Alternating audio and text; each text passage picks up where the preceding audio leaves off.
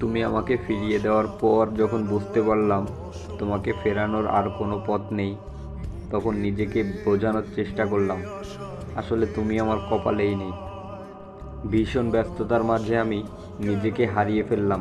তোমাকে ভুলে গিয়ে নতুন করে বাঁচতে চাইলাম, কিন্তু কি জানো, এত চেষ্টা করার পরেও তোমাকে ভুলতে পারি না। মাত্র কয়েক সেকেন্ডের মাথায় তোমার কথা আবার মনে পড়ে যায়। তোমাকে মনে করে এই দুটি চোখ পানিতেই ভিজে যায়। তবুও নিজেকে সান্ত্বনা দেই, আমার চোখে তো পানি মানায় না। এত করে বোঝাই ছেলেদের কখনো কাঁদতে নেই, তবু এই দুটি চোখ কোনো কথাই মানে না।